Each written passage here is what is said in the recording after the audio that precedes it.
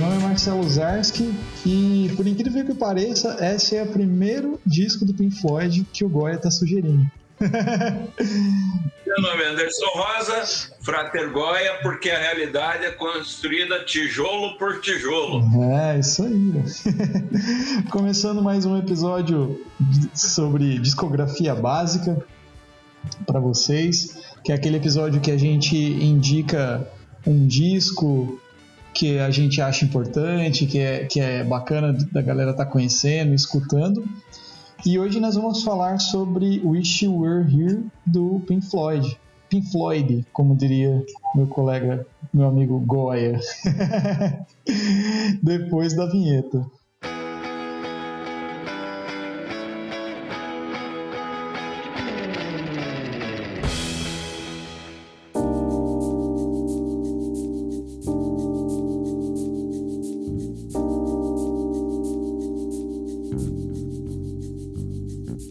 Wish You Were Here, cara. Cara, primeiro, né, sem, tipo... Não vou nem perguntar por que esse disco é importante pra você ou porque você tá recomendando, né? Pô, todo mundo conhece Pink Floyd, pra quem tá ouvindo.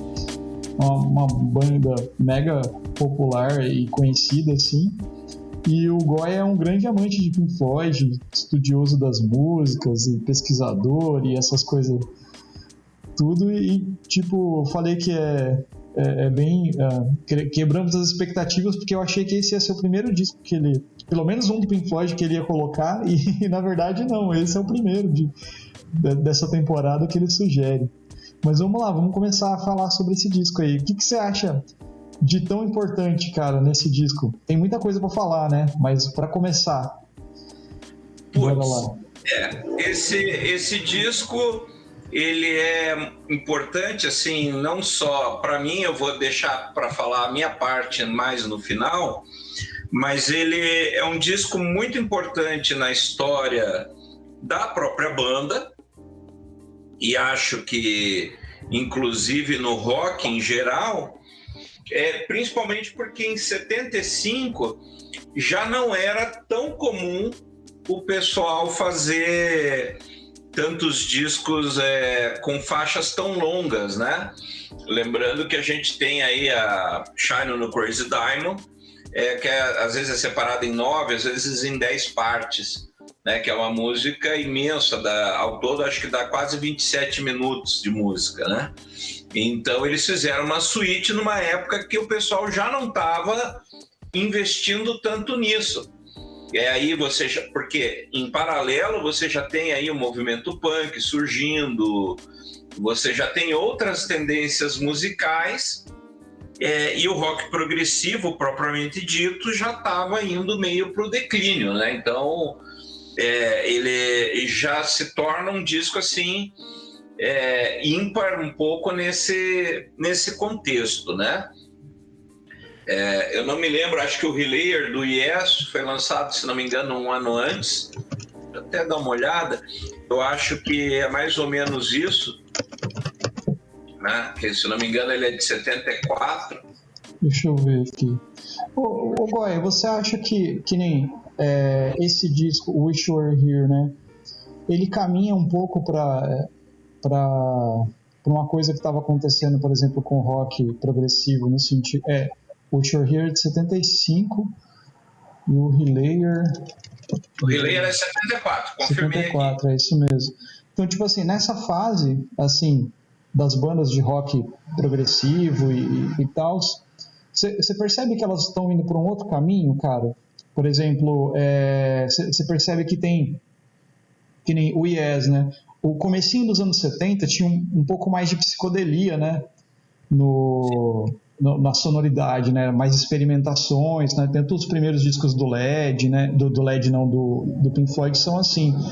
E dali pra frente, vamos dizer assim, começa a ir para um caminho um pouco diferente, sabe? Isso já aparece pra você assim no Wish You Were Here, cara? De sonoridade, de vamos dizer assim, amadurecimento, talvez, não sei. Ele é depois, antes do The Wall, né? Antes do The Wall e do End. Ah, sim. Mas você percebe isso, cara, que eu tava comentando? Sem sombra de dúvida. Até porque, para falar dele, é preciso contextualizar um pouquinho o período dele, né? Porque ele vem sendo lançado 2 anos depois do Dark Side of the Moon, que até hoje é uma das grandes referências do rock. Estima-se, por média, que 1 a cada 12 pessoas no planeta tem uma cópia do Dark Side of the Moon.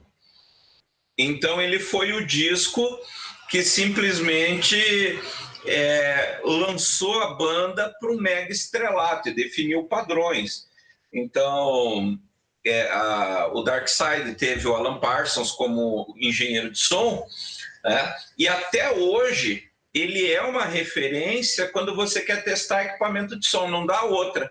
Quando você compra um equipamento ultra sofisticado, no geral, o pessoal acaba colocando, pelo menos nas lojas ou coisas assim, o Dark Side para tocar devido à qualidade do som, que para a época já foi assim de arrebentar a cabeça da turma, né? Então, todo gravado em quadristéreo, ele foi uma absurdidade. Com isso, o Pink Floyd levou o apelido de Ray Cunningham do rock, né? Porque as gravações eram tudo um pouco mais cruas nesse período, e eles já tinham uma qualidade de som que até hoje tem muita gente que ainda não conseguiu, né, alcançar. Então ele foi um referencial. E por que tem que se colocar isso antes de falar do Wish You Were Here? Porque quando estoura o Dark Side of the Moon, em 73, primeiro que a banda fez um mega sucesso. Ele não decolou de primeira.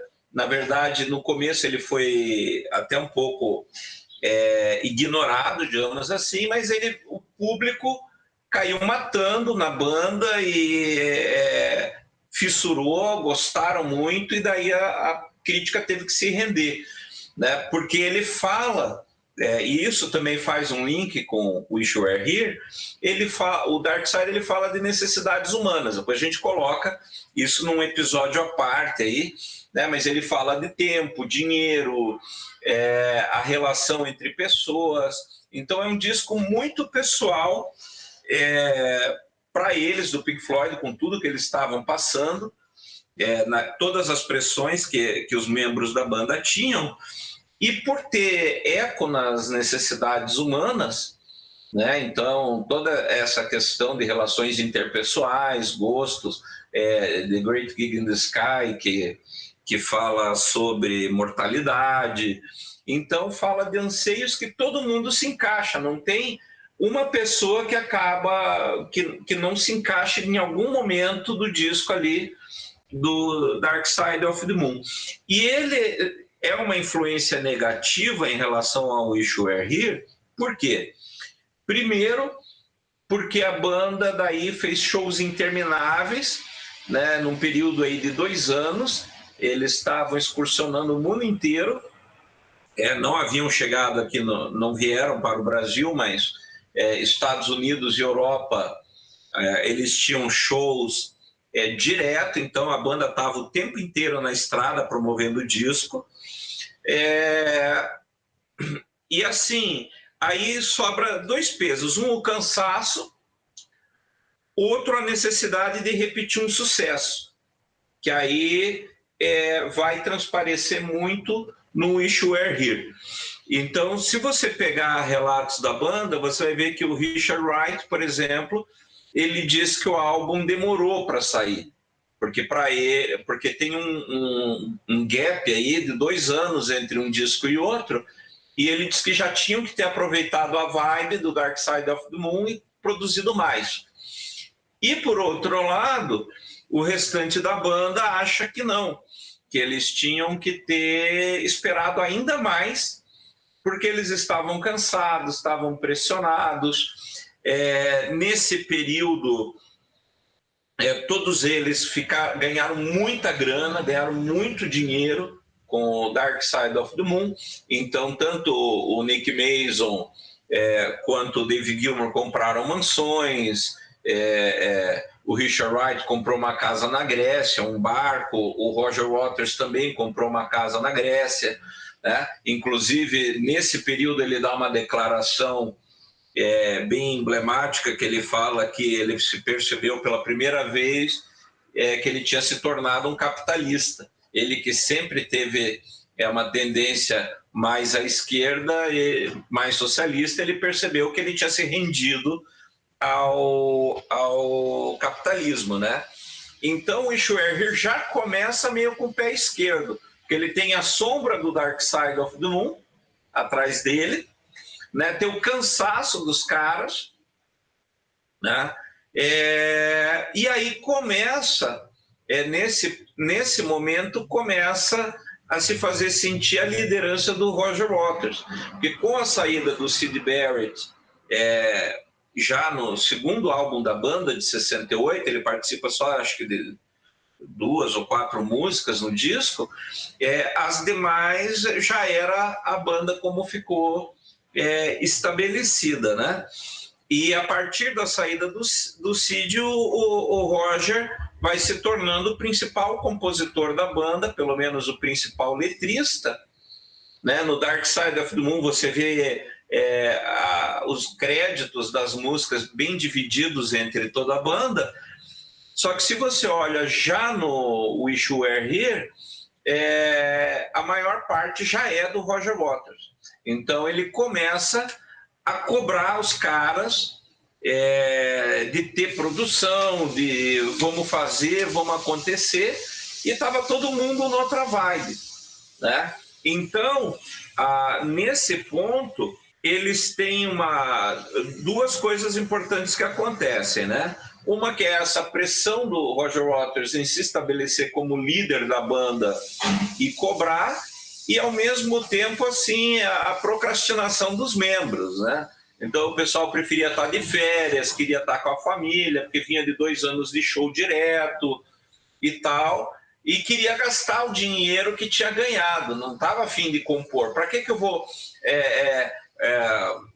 vou compor agora se eu ainda estou no lucro, né? Porque eles estavam nadando em dinheiro virtualmente, e daí bate aquela leseira, né? Não, estou com a comida, né? A pirâmide de Maslow, né? Então eu estou com as minhas necessidades básicas satisfeitas, então posso ficar aqui largado um pouco, só me espreguiçando aqui deitado na rede.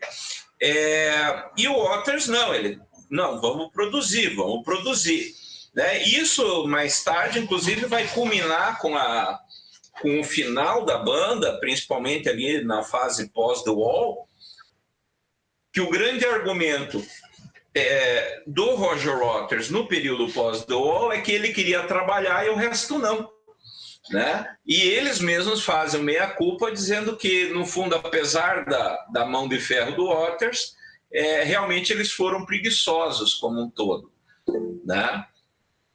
E então a gente tem que entender essas situações, e daí o Wish You Were Here, ele é um disco em que todos os membros estavam alheios a si mesmo, né? Então eles na realidade, se não é bem alheios a si mesmos, eles estavam alheios à banda, né? Então eles sentiam que faziam parte da banda, mas ao mesmo tempo eles queriam um período de férias, né? Um período sabático e não mais trabalho. E o que acontece? Então, o disco Wish You Were Here, ele é gravado de maneira extremamente tensa, né? O Gilmour, talvez o que bate mais na tecla de querer uma musicalidade, ele achou que o disco Dark Side of the Moon foi muito focado nas letras, e ele sentia a necessidade de se expressar melhor musicalmente, né? Então, quando ele propõe o projeto do Wish You Were Here, ele propõe que o disco seja mais focado na música e menos focado na letra, tá? Ao mesmo tempo, a primeira das músicas que surge é a Shine on a Crazy Diamond, né? Que ele estava desenvolvendo a partir de 4 notas. Lá ele estava num dos períodos dele de composição, então ele estava lá brincando, e daí ele cria as famosas 4 notas que todo mundo reconhece, né? Até vou arriscar aqui, né? São notas que todo mundo conhece da música, né? Então, essas 4 notas desencadearam Shine on a Crazy Diamond. E a ideia da faixa é que ela ocupasse um lado inteiro do disco, o que em si já seria um desafio, pois a composição completa dá quase 27 minutos, e naquele período os discos chegavam no máximo a 23, 24 minutos de um lado, né? Seria muito difícil gravar a faixa inteira de um lado só.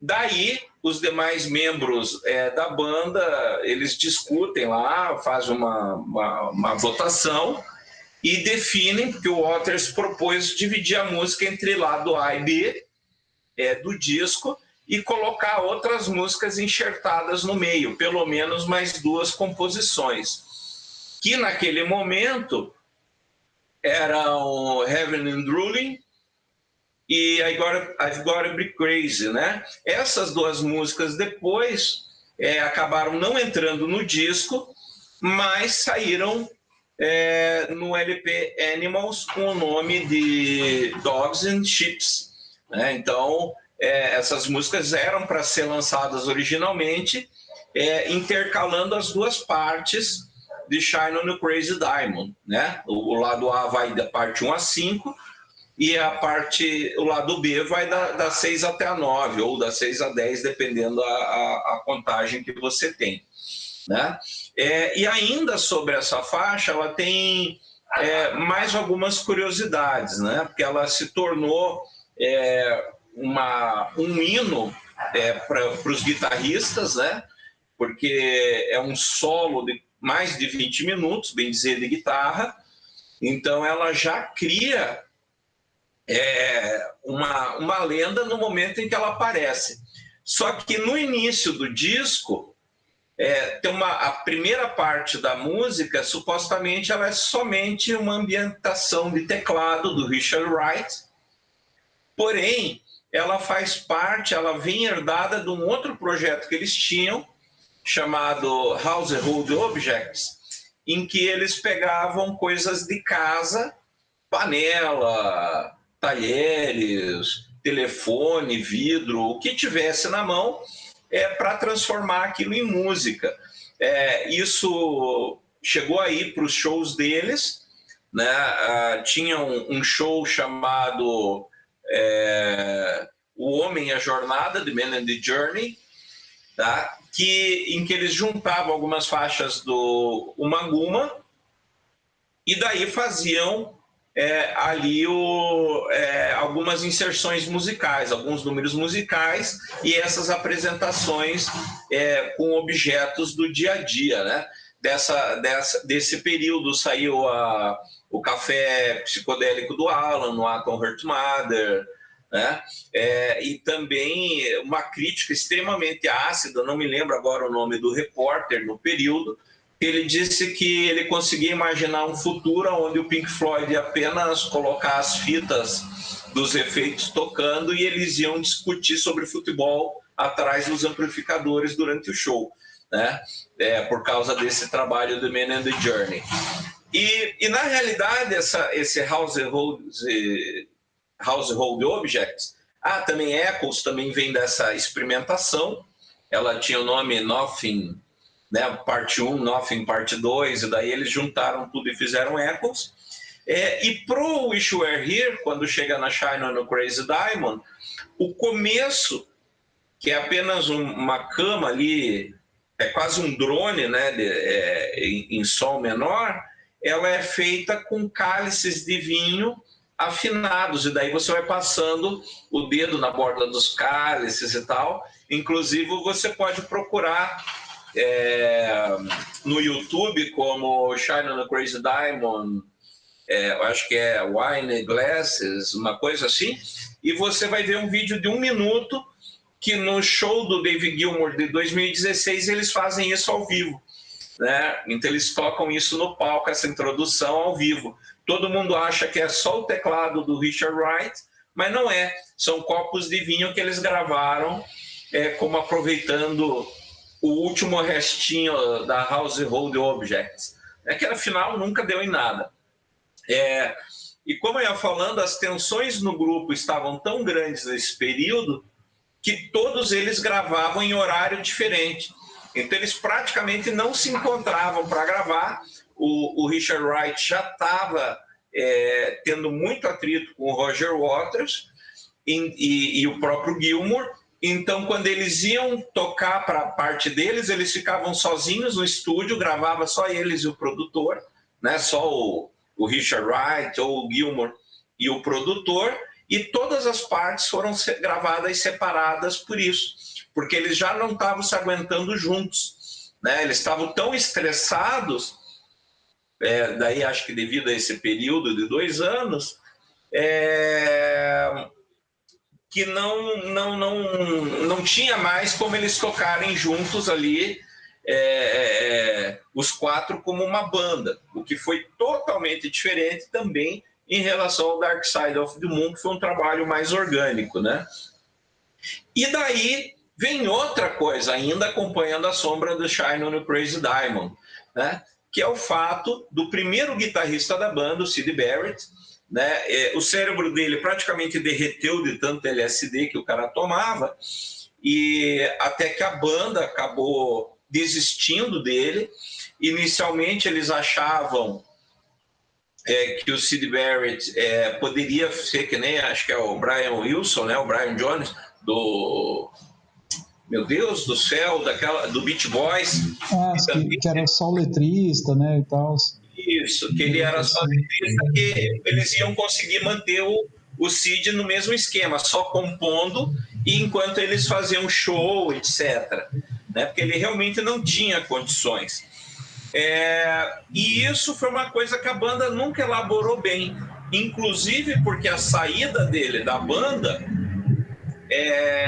foi da seguinte forma: eles estavam indo fazer um show e o Syd já vinha apresentando desgastes, então ele ficava tocando com guitarra desafinada, guitarra sem corda, tocava uma nota só 3 horas seguidas, né? Então ele não tinha condições de tocar ao vivo e estava criando embaraço para a banda e umas situações meio complicadas em relação aos eventos. E daí num dia que eles tinham que sair para um show, eles tinham que eles passavam pegando cada um nas suas casas, e alguém falou assim: vamos lá buscar o Syd, né? E o pessoal falou: mas a gente precisa pegar ele?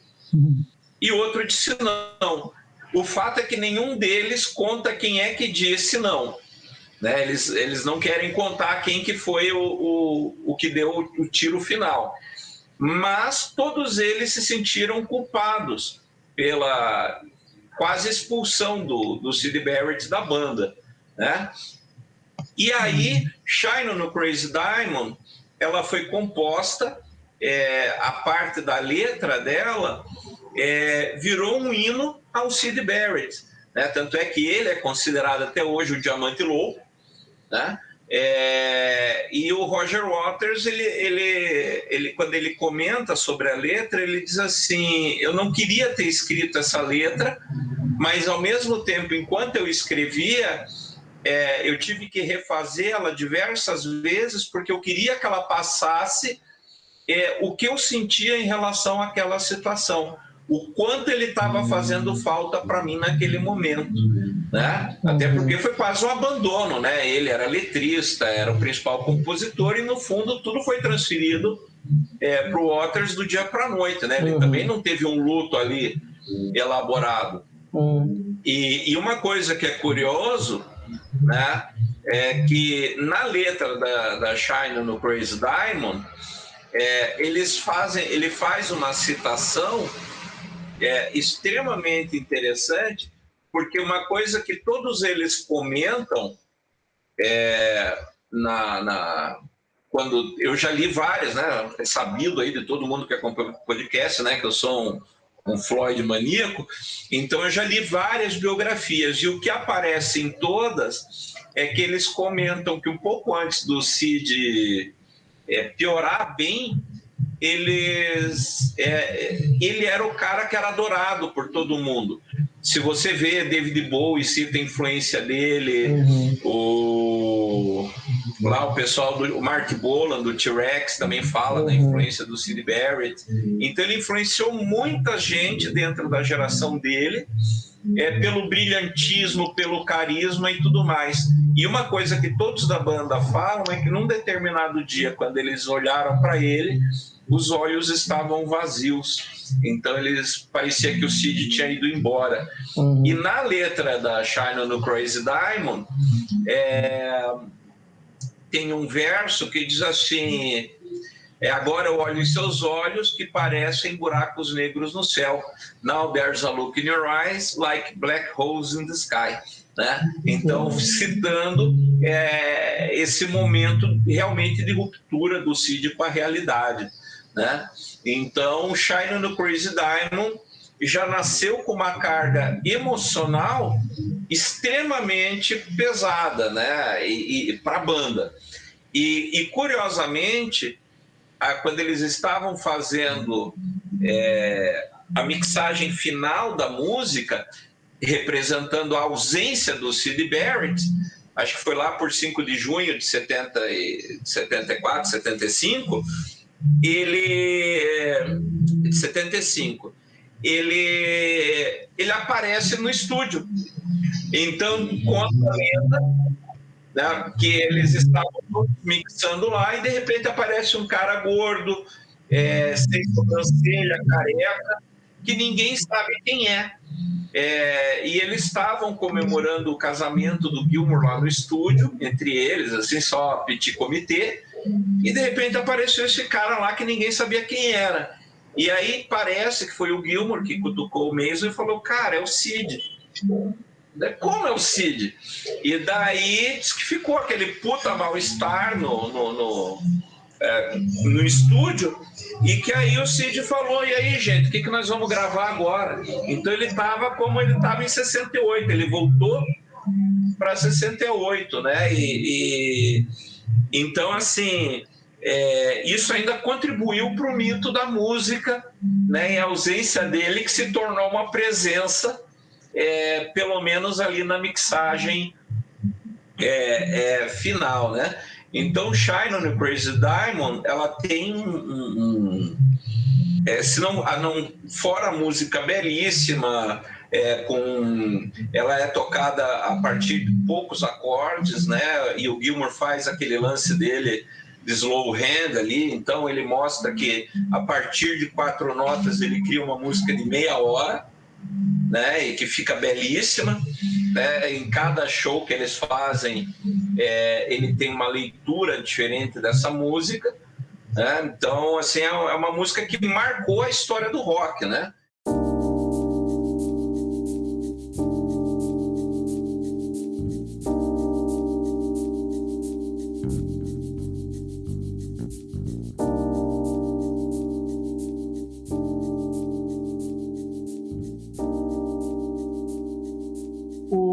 Por exemplo, que nem você estava falando da Shine, né? E tipo assim, esse disco aí quase que inteiramente as composições são do Waters, né? Se eu não me engano. Acho que né? Né? E assim, ele é um disco que nem teve esse lance da visita do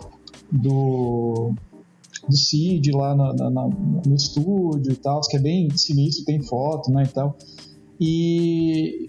Só que assim, ao mesmo tempo, eu tava vendo, tem algumas músicas que elas não são necessariamente pra ele, né?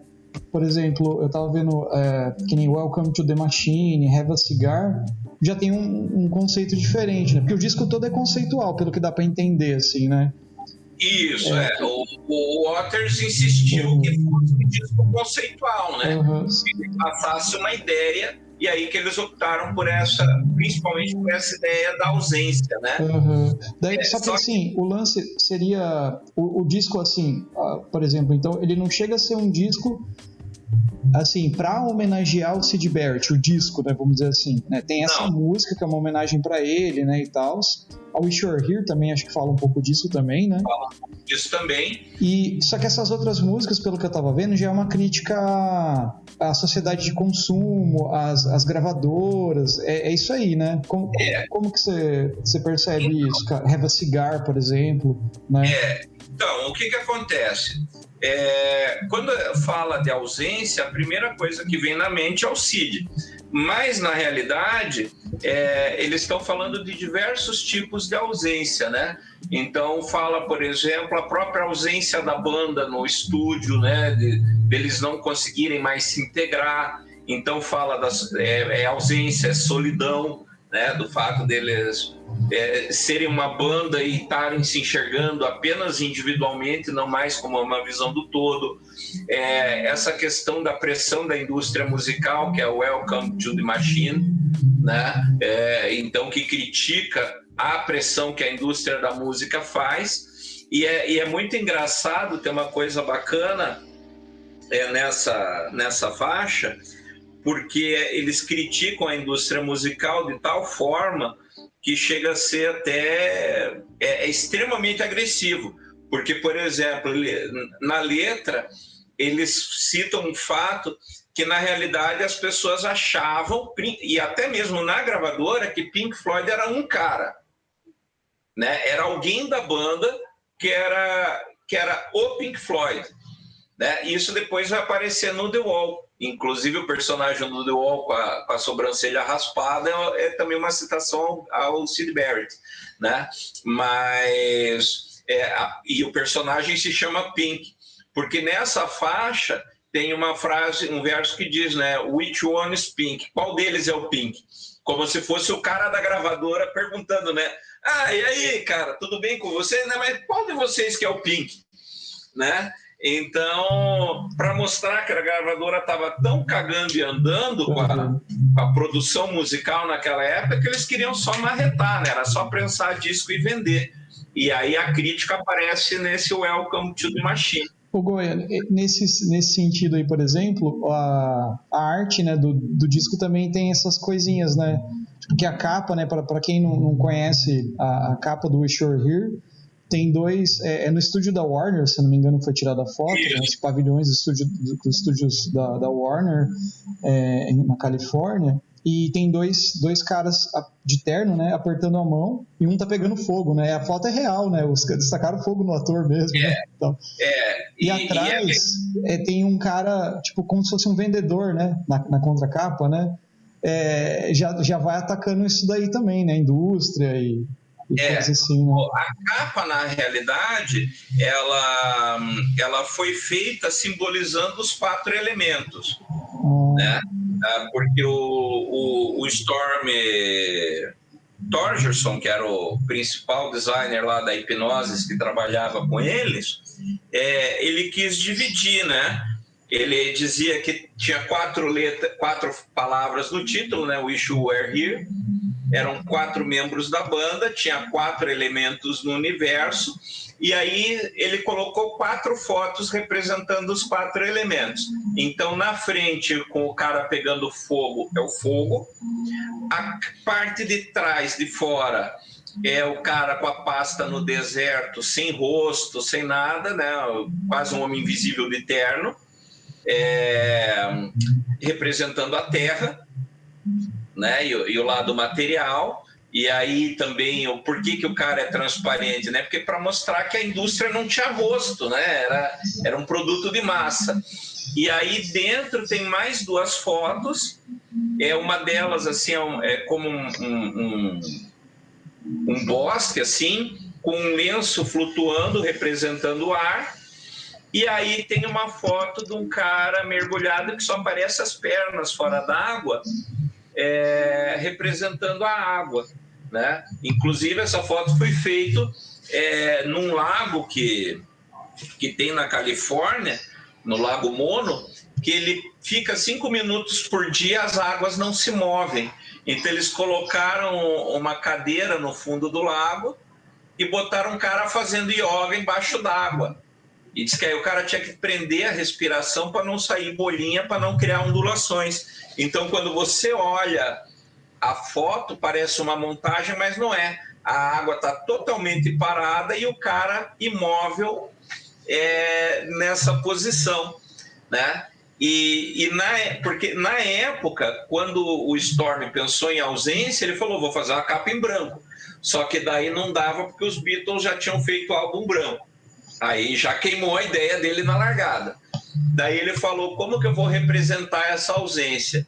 Daí, tendo esses 4 elementos, e antigamente os discos vinham fechados numa capa de celofane, que nem CD. E daí ele propôs que essas capas ficassem por dentro e do lado de fora o celofane fosse preto, não deixando ver nada por dentro, e aí você tenha um bottom, né, que eles tinham colocado no canto, que eram 2 mãos robóticas apertando a mão do outro, né, escrito Wish You Were Here, Pink Floyd. Né? E nessas mãos aí, eu tava vendo lá, tem as 2 mãos se apertando, e daí lá já tá dividido os 4 elementos que você falou. Eu não tinha percebido isso, eu tava reparando aqui em umas fotos agora. Lá já tem, né, água, fogo, terra, sabe? Achei bem bacana. Então você vê que foi todo um processo de pensamento, né? Uma outra característica bem legal, uma outra música que foi bem difícil de gravar foi a Have a Cigar, que ela ficou num tom que eles não, nem o Gilmour e nem o Roger Waters conseguiam cantar, né? Verdade. Então eles não conseguiam cantar, diz que eles já tinham feito quase 50 takes de estúdio, e no estúdio do lado estava gravando o Roy Harper, que na época era um cantor de folk music bem popular ali. E daí diz que ele passou vendo aquelas fotos, ele falou, você quer que eu grave para vocês? Daí ele falou, tenta aí. E na primeira já saiu a versão. Então, a versão que você tem no disco não é nem o Gilmour e nem o Roger Waters, é o Roy Harper cantando. E os créditos só foram colocados na capa muito depois, né? E aí ele conta, perguntaram o Roy Harper depois de ter se incomodado com isso, ele falou, cara, não, porque eu era amigo dos caras, era uma vibe, a gente estava se divertindo, então para mim valeu, né? Foi a participação. E outra que chama também que deixa a gente que tem nos extras hoje, quando você vê, acho que no Spotify se encontra, a Wish You Were Here, ela tem, junto com a Shine on the Crazy Diamond, ela tem, aliás, a Shine on the Crazy Diamond tem um solo de sax, né? Sim. Do cara que já tinha gravado com eles a faixa do Money, né? E daí eles queriam colocar alguma coisa a mais na Wish You Were Here. Eles pensaram em chamar o cara para o sax, mas não ficou legal. E daí estava o Stefan Grappelli, que era um violinista e já famoso, e eles falaram, pô, você não quer gravar um solo final para a música com o teu violino? E daí ele gravou. E daí no disco não saiu essa versão, mas hoje nos extras e no Spotify com certeza você acha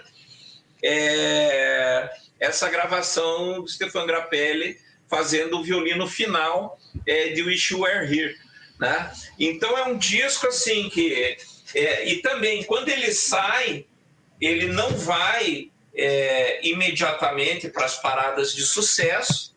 Aí volta naquela discussão lá no comecinho de já não ter tanto espaço para música muito comprida, de não ter tanto interesse em discos conceituais, o troço já está meio desabando, mas os fãs compram a ideia, né?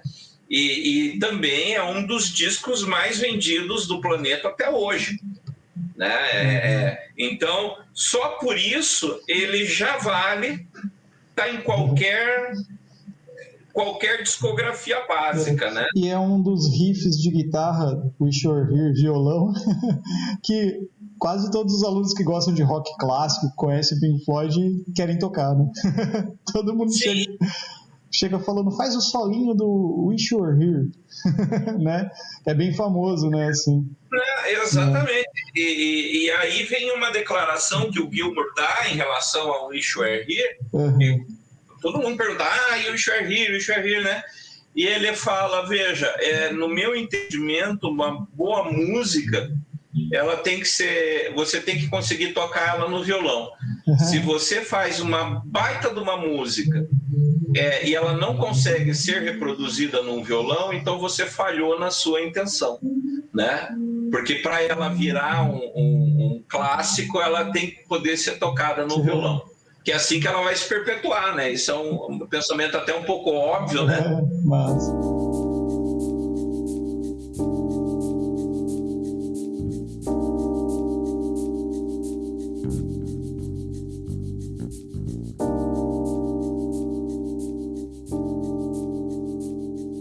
Ô Goy, só pra gente falar, a gente tá falando bastante do disco em si, mas que legal, por exemplo, até pro ouvinte, né, a gente sempre fala que esse episódio de discografia é pra gente falar um pouco também, incentivar a galera a tá ouvindo discos inteiros, né, não só playlists e tal, e conhecendo discos como uma obra, né, vamos dizer assim, como um livro, como a gente sempre falou isso, escuta o disco pensando que ele é um livro, é um filme que você vai ver por inteiro. E olha quanta coisa legal, por exemplo, que a gente está falando da arte, só da arte da capa, né? Quanta coisa que tem, né? Coisa que hoje, por exemplo, você não vê, né? Porque muita gente parou de comprar disco, né? Muita gente tá ouvindo música somente por streaming, por outros, né, meios digitais e não tendo, às vezes, a cópia material. Tudo bem, não tem problema. Mas, assim, uma dica legal para quem se interessou por isso, né, pelo conceito da arte da capa, o conceito que tem o disco, que é todo pensado, né, num sentido que está na música da cabeça dos caras que fizeram, entra no site do Pink Floyd, tem várias artes, eu estava vendo aqui, enquanto a gente estava falando, né, tem várias artes, tipo, que você pode entrar e ver, tem a história, né, timeline, biografia, sabe? É bem bacana o site deles. Então, assim, se você não quer comprar o disco, ou muitas vezes não tem interesse em ter, ou é difícil de ter, às vezes não tem nem onde ouvir, bota lá no teu aplicativo digital para escutar o disco e corre pro site dos caras para ver, né, ver isso, sabe? Ver os posters. Tem tanta coisa aqui que eu tava vendo. Tem aqui, por exemplo, uma aba que é só de pôster. Tipo, que deve ser pôster de show, sabe, deles. Wallpaper, sabe? Tem um monte de coisa muito legal, cara. Tem um que parece um monte de foto deles como se fosse elemento de uma tabela periódica, assim. Umas coisas muito bacanas. E é uma coisa que muitas vezes, né, a gente, que nem a gente conversa sempre, a gente não percebe porque não escuta. Tem tipo como se fosse os quadrinhos. O Goiás mandou aqui a foto no chat nosso aqui, como se fosse a versão da foto, né, os caras tirando quadro a quadro, né? A sequência, né, do quadro a quadro, como foi feito. Taca o fogo, o cara tira foto, joga o extintor, né, e apaga.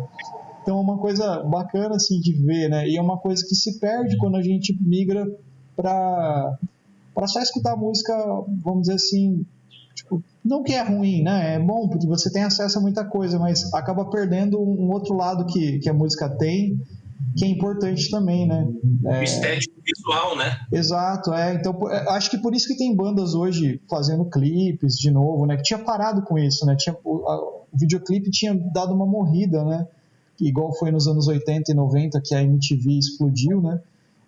Tinha dado uma parada. Hoje eu tava vendo até coisas, por exemplo, de grupos de jazz e música instrumental fazendo clipe mesmo, sabe? Assim, um conceito, sabe? Tem o áudio da música, os caras tocando e um conceito, sabe? Tipo, por trás disso, sabe? Eu achei isso muito legal. Lógico que também tem o lance da vibe que o músico quer passar, né? Ou a música. Porque tem músico que não dá importância para isso, que acha que o mais importante... Lógico, eu acho também que o mais importante no final de tudo é a música. Mas eu acho que a arte, no geral, soma, sabe? Tipo, esse conceito, que nem a gente conversou com o Daniel Santiago, por exemplo, ou com o próprio Stefano, né? Sobre esse conceito da arte, o conceito que você quer passar, sabe? Assim. Então, que legal. Só para frisar isso, eu achei bacana isso, né? Por exemplo, eu sempre me liguei muito nesse lance do conceito do negócio, né? Então, do rock progressivo tem muito disso, né? Mas Beatles já tinha, né? Se você pega o Sgt. Peppers, tem tanta coisa na capa do Sgt. Peppers. E você falou do álbum branco, né? Os caras fazerem um álbum com a capa branca, cara, só escrito... Acho que tá escrito Beatles, né? Só. Foi revolucionário, então, né? E por exemplo, Joy Division também. Os caras fizeram um disco que não tem o nome da banda na capa. Tem só uma arte. Tipo assim, quem que toca esse disco, né? Então, umas coisas assim que a gente... tipo assim, não tem isso na mídia digital, né? A não ser que tem um movimento de uma galera fazendo isso, né? Que tá gravando cópias digitais, lançando cópias digitais pra galera comprar, vamos dizer assim, daí ela baixa, né? Tipo, os arquivos, lá às vezes é um PDF com impressão, uma coisa assim. Sites como a Bandcamp faz isso, algumas bandas vendem isso, né? Mídia digital, lá no site do cara lá, tantos dólares, tantas libras, aí vem a arte, vem partitura, às vezes umas coisas bem interessantes, assim, sabe? Então só pra frisar isso, cara, tipo, que eu acho que é mega importante a gente estar falando. Inclusive, para quem quer ver umas artes assim inspiradoras baseadas nos discos do Pink Floyd, eu mandei aqui no nosso chat interno, pode ir na descrição, eu tenho uma pasta dedicada a isso lá no meu Pinterest. A gente linka na descrição do episódio. Né? E daí é só acessar lá que você vai ver quanta arte foi pensada. E falando nisso, é curioso, por exemplo, vamos pegar o Led Zeppelin e o Pink Floyd, porque o Pink Floyd eles eram estudantes de arquitetura, né? Os caras da banda, o Sid era de artes e eles de arquitetura. E no Led Zeppelin, o Jimmy Page, né, era da faculdade de artes, né? Então, assim, esses caras, pensando na época do LP e tal, que ele inclusive tinha um tamanho que favorecia isso, né? Era uma extensão. Eu acho que uma coisa, isso que você falou é importante, de ver o disco como um todo, porque para eles a arte do disco era uma extensão do LP. Então eu quero que o cara ouça a música, entenda isso, agora eu quero que quando ele veja, ele entenda outras camadas do que a gente está fazendo aqui, né? E tanto os Beatles quanto o Led Zeppelin, né, tiveram brigas com as gravadoras por conta disso, né? O Pink Floyd teve na época do disco da Vaca e do Middle, né, que é só uma orelha embaixo d'água o disco, né? Então eles tiveram Zeppelin, quando lançou o Led Zeppelin 4, que só, se você olhar a capa do disco, não tem nome das músicas, nada, é só uma foto, né? Tanto na frente como no verso, e que você só sabe o que tem dentro na hora que você abre, mas não tem nome da banda, nada, e aí atrás tem os 4 símbolos da banda, é a primeira vez que aparece, né? Então, para esses caras, a capa não era só um troço assim, faz aí o que der, qualquer coisa tá bom. Não, eles brigavam, dizendo, nós queremos isso, que nós queremos passar esse conceito. A gente quer que o cara ouça e veja o que a gente quer passar, a mensagem que a gente quer passar. Era um combo, né? Então, isso é muito legal de parar para pensar, né? E era parte do tesão de você ter LP, né? Por exemplo, o Rick Wakeman, o disco não é dele, embora todo mundo coloque hoje na discografia dele, O disco é Rick Wakeman do Rock Ensemble, que era a banda que acompanhava ele, então o disco é da Rock Ensemble. Mas tem já o Rick Wakeman na capa, e ele assim, meio que abraçando o planeta Terra. Quando você abre o disco, ele vinha com um cilindro espelhado e uma miniatura de Stonehenge que você recortava. Aí, quando o disco estava tocando, você colocava aquilo no meio do prato do disco e ficava olhando, e ficava Stonehenge girando enquanto você ouvia a música. Era um troço todo louco, né? Era uma coisa para doido mesmo. E isso, como você falou, meio que foi se perdendo, né? Fica muito caro, fica muito não sei o quê, né? E, curiosamente, o disco hoje continua caro, só que é feito com desleixo.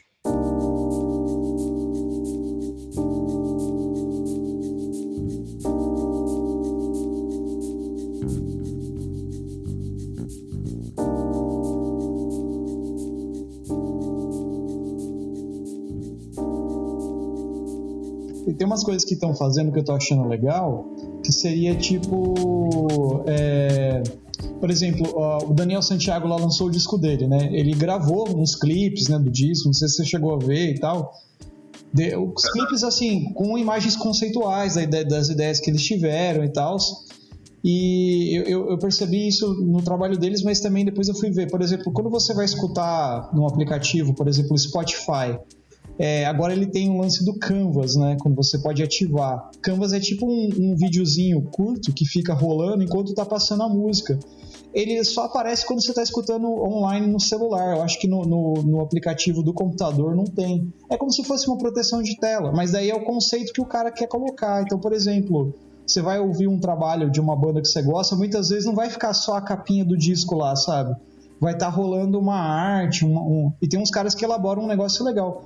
Então, assim, tem umas coisas que estão, assim, voltando e se adaptando para uma, vamos dizer assim, para um meio que tá rolando agora, sabe? Mas ainda assim eu acho meio pouco pelo fato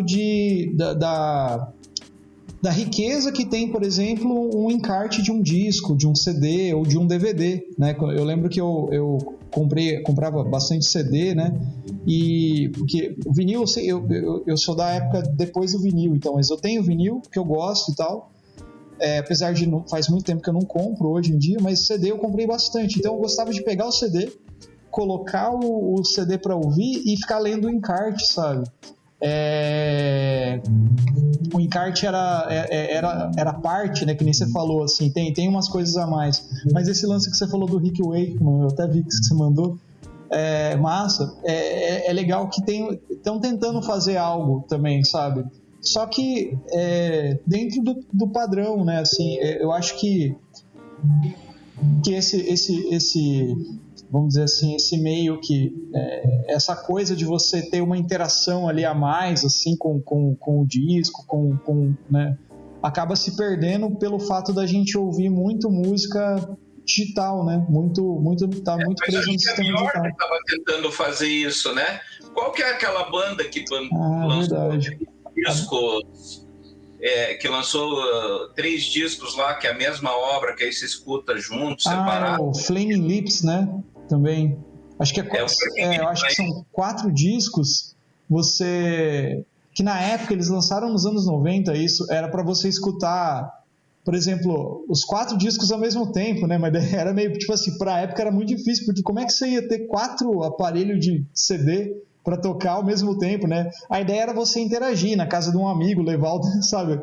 Mas é uma parada muito louca. E daí você podia escutar numa ordem aleatória, é um negócio bem louco. Mas, tipo assim, a Björk fez isso num show, né? A Biofilia, né? Se não me engano. Que tem uma ideia de construção ali, de imagens com música. Aquele grupo Virta, né? Instrumental, também tem um pouco disso. Como que é o nome?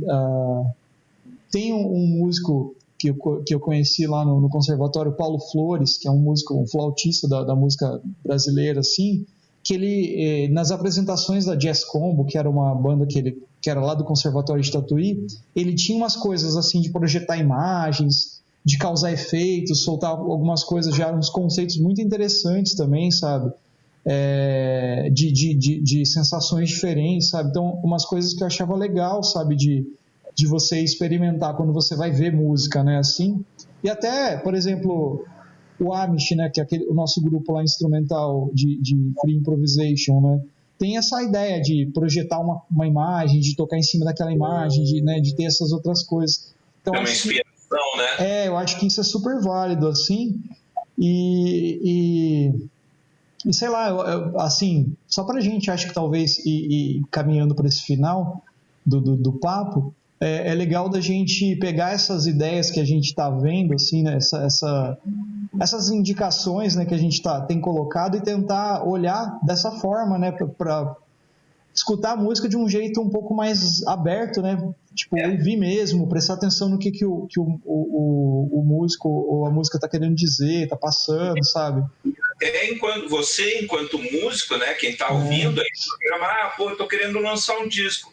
Pensar se de repente não vale a pena você dar uma esticada no trabalho e pensar num complemento, sei lá, um site, um clipe, né, alguma arte para você adicionar, isso agrega obra, né? Um cara que faz uma obra assim, que assim, para recomendar, assim, que é muito legal. Eu sei que o episódio é sobre o Pink Floyd e o Wish You Were Here, mas é o Tom York, que é o vocalista do Radiohead. Ele lançou um trabalho solo dele, já tem um tempinho, chamado Anima, que é um trabalho que ele faz uma música e é um trabalho audiovisual, né? É um vídeo conceitual lá sobre com dança e imagens, assim, onde ele vai contando uma história, assim, de mecanicidade, de sabe, essas coisas tipo de todo mundo robozinho, sabe, assim, e que ele fez a trilha, então ele está participando nisso. Eu acho que isso deve ter na Netflix ou em outros sites também você vai encontrar. Eu vi na Netflix isso aí. Então é um cara interessante, né, nesse sentido, né? E é curioso que você citou ele, né, você pediu aí desculpas, né, mas na verdade ele é um dos grandes fãs de Pink Floyd, né? Sim, ele pra caramba. Dele, que ele teve, né? Sim, então sim. isso tem aí, provavelmente The Journey, coisas assim. Então, e aí para encerrar, para ir para o final, como diz você, colocar o porquê que esse disco é importante para mim. Né? Verdade. Então vamos lá. Na época eu tinha 13 anos, e daí eu tinha um grande amigo meu que a gente se encontrava todos os dias, nós morávamos próximo. E todos os dias eu passava na casa dele. Daí a gente ficava lendo, na época, os livros do P.R. Rodan, que é ficção científica alemã, que era um livrinho baratinho, a gente comprava no sebo, e daí a gente comprou os 100 primeiros, foi fazendo a coleção, e aí a gente ficava lendo. Então, nós lemos num sofá lá, O Senhor dos Anéis, tudo, a gente ficava se encontrar. O nosso encontro era assim, boa tarde, boa tarde. Cada um deitava num sofá, pegava o livro e ficava lendo. Aí dava o tempo, boa noite, virava as costas e embora. Nossos encontros eram assim, silêncio absoluto, livro, né? E música rolando. Então foi ali que porque ele tinha um irmão mais velho, o Clair, e a culpa é dele. Tá? Então, Clair, se você estiver ouvindo esse episódio, a culpa é sua. E eu lembro que daí eu cheguei num determinado dia e a gente sempre escutava rock, ficava ouvindo lá, deixava os discos rolando. Na época, a gente estava bem na vibe do Legião Urbana, que estava rolando, tinha recém saído, acho que o disco 2 do Legião Urbana. Que eu peguei bem a época assim, que o Legião Urbana estourou. E daí ele falou, cara, vou te mostrar duas coisas. E o filho da puta, coitado, a mãe dele é um anjo, mas assim... Ele chegou, disse assim, vou te mostrar uma coisa aqui. E botou no mesmo dia para mim, Wish You Were Here, a música, e depois Stairway to Heaven. Cara, aquilo explodiu minha cabeça.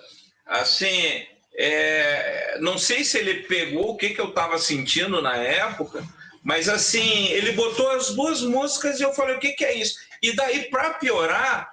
o Clair, ele é aquele tipo de cara que ele pega o instrumento e em um mês ele domina. Então ele tocava violão, tocava contrabaixo, tocava teclado, né? Então a gente na época também estava ouvindo muito Jean-Michel Jarre, aí ele arrumou um tecladinho bem safado, daqueles bem anos 80, assim, e aí ele tirava as músicas do Jean-Michel Jarre no teclado. Então ele teve uma grande influência para mim. E daí no dia ele tocou as duas músicas e também tirou no violão. Daí eu falei, cara, eu preciso aprender a tocar violão, né? Então foi 2 discos, por isso que eu quero fazer a sequência deles, o Led Zeppelin 4, após o Wish You Were Here, porque foram discos que arrebentaram a minha cabeça, porque aí eu tive que ouvir o disco inteiro, óbvio, né? Só que com 13 anos, assim, mudou minha vida. Então, esses 2 discos em especial, eu me lembro exatamente o que eu estava fazendo quando eu escutei pela primeira vez. E eu lembro o impacto, mesmo sem entender o inglês, o impacto que a musicalidade disso aí trouxe para mim, né? E a gente está falando, 83 fazia 10 anos do Dark Side of the Moon e 8 do Wish You Were Here, então já não era lançamento, né?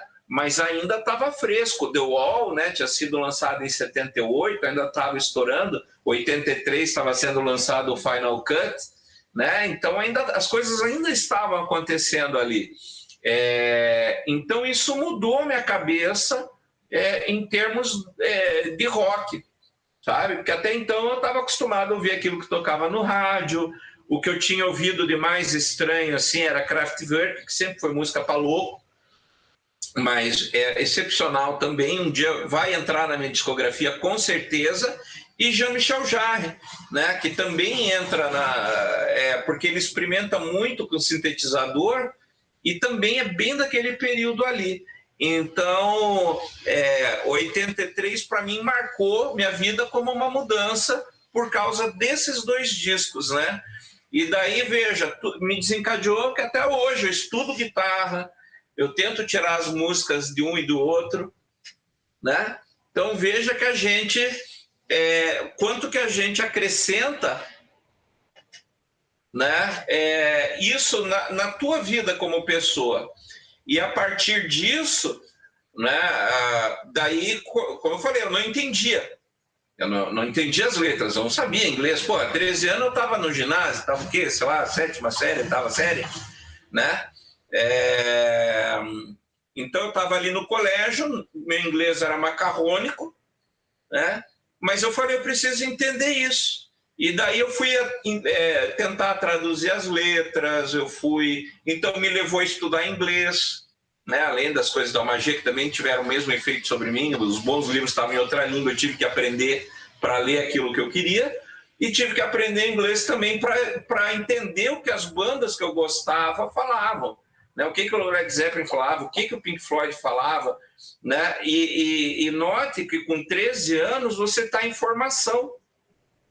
E é o período da adolescência que você contesta tudo. Então as letras ácidas do Roger Waters moldaram muito da minha visão político-social do mundo hoje, né? E tudo isso porque um filho da puta lá atrás disse, eu vou te mostrar uma coisa, né? Então, tenha a tua cabeça aberta, o seu coração aberto, porque você nunca sabe o resultado de você ouvir uma música. Pode ser que não dê nada, pode ser que entre por um ouvido e saia por outro, e pode ser que aquilo abra o teu coração para uma nova experiência de vida, né? Então é por isso que é tão importante um disco, independente da idade, independente de ser um disco pop, um disco mais obscuro. Não, você abra, porque a música vai achar o caminho para entrar no teu coração. É verdade. Massa. Ô Goya, esse é o nosso último episódio dessa 2ª temporada, né? E provavelmente em breve teremos uma nova temporada, cheia de coisas bem legais, mas é legal a gente acabar com essa mensagem, né? Que acho que que é o que a gente está querendo propor, né? Porque você vê como que a música, a arte influencia a nossa vida em vários aspectos, né? Nesse período que a gente está fazendo esses bate-papos com a galera, com todo mundo, assim, acho que a gente conseguiu, pelo menos a gente conseguiu tocar um pouquinho aí no coração de todo mundo e influenciar em alguma coisa no bom sentido para somar na vida de vocês, já é uma parada legal, né? E eu acho que com isso nós encerramos hoje nosso bate-papo. Logo, logo voltaremos. Aguardem, acompanhem nossas redes sociais, o Instagram, no Bico do Corvo Podcast. Tem o meu Instagram, Marcelo Zarski, tem o Frater Goya. E é isso aí. Forte abraço e um bom final de, sei lá, semestre para vocês.